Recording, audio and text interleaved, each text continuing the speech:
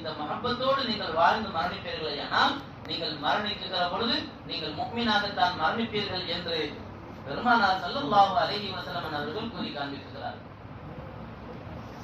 அதே நேரத்தில் நாயகம் இன்னொரு எச்சரிக்கையும் சொல்றார். மம்மாத அலா புகுதி ஆலி முஹம்மதி. இந்த ஒரு மனுஷன் மரணிக்கிற பொழுது என் குடும்பத்தார்களின் மீது வெறுப்பு எண்ணம் கொண்டு ஒருவன் மரணிப்பானேயானால், என் குடும்பத்தார்களின் மீது வெறுப்பு கொண்டு ஒருவன் மரணிப்பானேயானால் லம் யுஷு முராயத்தல் ஜன்னா, சொர்க்கத்தினுடைய நறுமணத்தை கூட அவன் நுகர மாட்டான் என்று சொல்லலாம். சொர்க்கத்துக்குள்ள போறது இல்ல. எத்தனை பேரை நம்ம பார்க்கிறோம், நாகூர் ஷாவுல் நாயகத்தை குறித்து விவாதங்கள்ல எவ்வளவு கண்ணிய குறைவான வார்த்தைகளை பயன்படுத்தி எவ்வளவு பேர் விமர்சிக்கிறாங்க. போன்ல யூடியூப்ல எவ்வளவு பேர் வலிமார்களை விமர்சனம் செய்கிறத நம்ம பார்க்கிறோம் இல்லையா?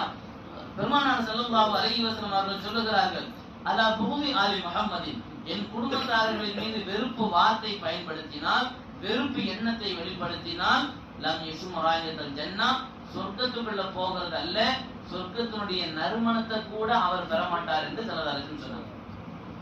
சொர்க்கத்தினுடைய நறுமணம் எதுவரையும் வீசும் என்று மற்ற ஹதீஸ்களை பார்க்கிற பொழுது ஒரு மனுஷன் 500 வருஷமா நடைப்பயணம் மேற்கொண்டா எவ்வளவு தொலைவு செல்வானோ அது வரைக்கும் சொர்க்கத்திலிருந்து நறுமணம் வீசுவான். 500 வருஷமா இவன் பயணம் மேற்கொண்டா இவன் எவ்வளவு தொலைவு செல்வானோ அது வரைக்கும் சொர்க்கத்தினுடைய நறுமணம் வீசுமா.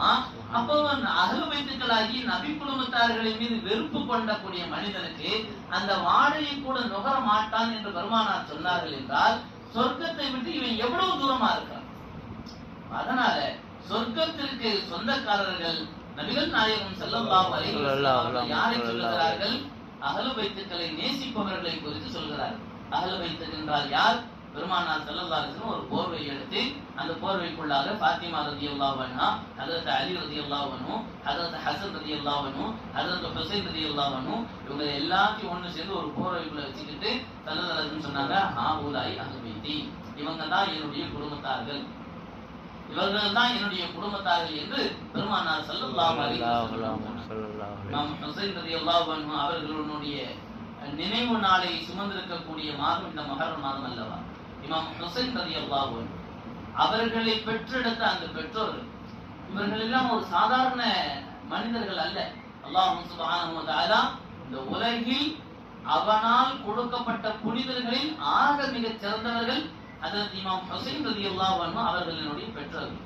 சையதுனா அலி ரலியல்லாஹு தஆலா எவ்வளவு பெரிய மகத்துவம் அலி ரலியல்லாஹு அன்ஹு அவங்களுடைய பார்வைக்கு அல்லாஹ் கொடுத்திருக்கக்கூடிய ஆற்றல். அலி ரலியல்லாஹு அன்ஹு சொன்னாங்க, ஸல்லல்லாஹு அலைஹி வஸல்லம் அலி ரலியல்லாஹு அன்ஹுடைய கல்வியை குறித்து பாராட்டி பேசியிருக்கிறாங்க அல்லவா? ஆனா மதீனத்துல் இல்மி வ அலி பாபுஹா, நான் கல்வியினுடைய பட்டணம், அலி ரலியல்லாஹு அன்ஹு அதனுடைய நுழைவு வாயில் என்று கல்விக்கு அலி ரலியல்லாஹு அன்ஹு அவங்க குறித்து பெருமானார் பாராட்டி பேசியிருக்கிறாங்க. ஒவ்வொரு சஹாபி கிட்ட ஒவ்வொரு சிறப்பை ஸல்லல்லாஹு அலைஹி வஸல்லம் சொல்லி இருக்கிறாங்க. அபூபக்கர் ரலியல்லாஹு அன்ஹு சித்தீக்ங்கிற பட்டம் பெற்றிருக்கிறாங்க.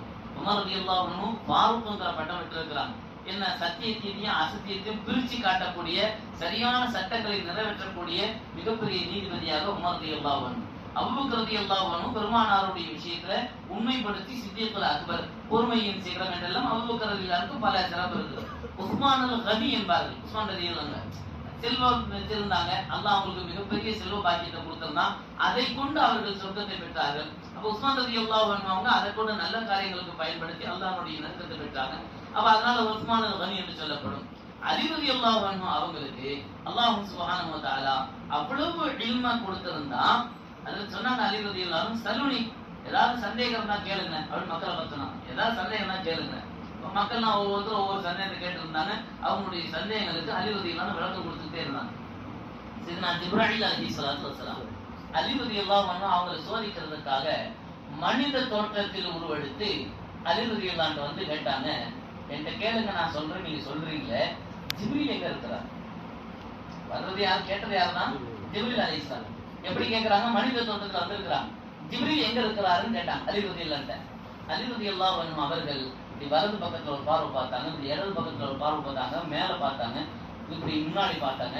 பார்த்து சொன்னாங்க, நான் வலதுல பார்த்துட்டு ஜிப்ரீல் அங்கேயும் இல்லை, மேல பார்த்துட்டு அங்கேயும் இல்லை, இடது பக்கமும் இல்லை, நான் நினைக்கிறேன் நீங்க தான் ஜிப்ரீல். அப்ப அந்த பார்வை வந்து நிக்கிறது யாருன்னு அறிந்து கொள்ளக்கூடிய ஆற்றலை அதாவது அலி ரலியல்லாஹு அன்ஹு அவர்களுக்கு அல்லாஹ் கொடுத்திருக்கிறாங்கன்னா, இந்த அலி நாயகத்தினுடைய பிள்ளை எப்படி இருக்கும்? இமாம் ஹுசைன் ரலியல்லாஹு இந்த அலிநாயகத்தினுடைய பிள்ளை எவ்வளவு பாக்கியத்திற்குரிய பிள்ளையாக இருக்கும் என்பதை நாம் கவனத்தில் கொள்ள வேண்டும். இவர்களுடைய தாயார் ஹஜ்ரத் ஃபாத்திமா ரலியல்லாஹு அன்ஹா ஸல்லல்லாஹு அலைஹி வஸல்லம் அவர்களுக்கு வஹி வருதில்லை. வஹி கொண்டு வரது யாரு? ஜிப்ராயில் அலைஹிஸ்ஸலாம். ஜிப்ராயில் அலைஹிஸ்ஸலாம் அவர்கள் வருகைக்கு ஏதாவது தடை இருக்கிறா? ஸல்லல்லாஹு அலைஹி வஸல்லம் அவர்கள் எங்கு இருக்கிறாங்களோ அங்கெல்லாம் வஹி வந்திருக்கு. ஸல்லல்லாஹு அலைஹி வஸல்லம் மஸ்ஜித் நபவில இருந்தாங்க, வஹி வந்திருக்கு. ஸல்லல்லாஹு அலைஹி வஸல்லம் மக்கால இருந்தாங்க, வஹி வந்துச்சு. மதீனால இருந்தாங்க, வஹி வந்துச்சு. ஸல்லல்லாஹு அலைஹி வஸல்லம் ஆயிஷா அம்மா மடியில தலை வச்சு படுத்திருந்தாங்க, அப்பவும் வஹி வந்துச்சு. ஸல்லல்லாஹு அலைஹி வஸல்லம் ஒட்டகத்துக்கு மேல அமர்ந்திருந்தாங்க, அப்பவும் வஹி வந்துச்சு. இப்படி எப்போ ஜிப்ரீல் அலைஹிஸ்ஸலாம் வஹி கொண்டு வர்றாங்களோ அப்ப ஸல்லல்லாஹு அலைஹி வஸல்லம் என்ன நிலையில இருந்தாலும் அப்பலாம் அப்போது எல்லா நேரங்களிலும் வஹி வந்திருக்கு. நபிகள் நாயகம் ஸல்லல்லாஹு அலைஹி வஸல்லம் அவர்கள் ஃபாத்திமா ரலியல்லாஹு அன்ஹா கொஞ்சம் முன்னாடி வாங்கலாம், எல்லாம் பின்னாடி எல்லாம் நிக்கிறாங்க. அவங்களுடைய வீட்டுல ஸல்லல்லாஹு அலைஹி வஸல்லம் அவர்கள் இருந்தா அந்த நேரத்துல வஹி வருகிற பொழுது வானவர் ஜிப்ரீல் அலைஹிஸ்ஸலாம் ஃபாத்திமா ரலியல்லாஹு அன்ஹா அவங்களுடைய வீட்டு வாசல்ல நின்று பெருமானாருக்கு சலாம் சொல்லுவாங்கன்னா, அஸ்ஸலாமு அலைக்கும் யா ரசூலல்லாஹ், நான் ஜிப்ரீல் வந்திருக்கிறேன், ஃபாத்திமா ரலியல்லாஹு அன்ஹா அவங்கள்ட்ட அனுமதி கேளுங்க, நான் உள்ள வரலாமா என்று அனுமதி கேட்டு ஜிப்ரீல் அலைஹிஸ்ஸலாம் உள்ளே வருவார்கள் என்று ஹஜ்ரத் ஹஸன் ரலியல்லாஹு அன்ஹு அவர்கள் கூறுகிறார். ஜிப்ரீல் அலைஹிஸ்ஸலாத்து வரதுக்கு எங்கேயுமே யாருக்குமே உத்தரவு கேட்க வேண்டிய அவசியம் இல்லை ஜிப்ரீல் அலைஹிஸ்ஸலாத்துக்கு.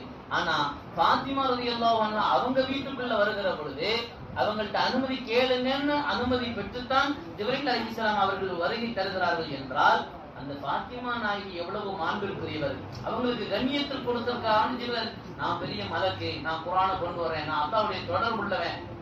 நிறைய பேர் அப்படித்தானே அடி பண்ணுவதும் அஞ்சுவதும் அல்லாஹ் ஒருவனுக்கு ஸ்டிக்கரை ஒட்டிட்ட உடனே அவன் தான் பெரிய முஸ்லீம், அவன் தான் பெரிய முஸ்லீம் மாதிரி நினைச்சிடறான் இல்லையா?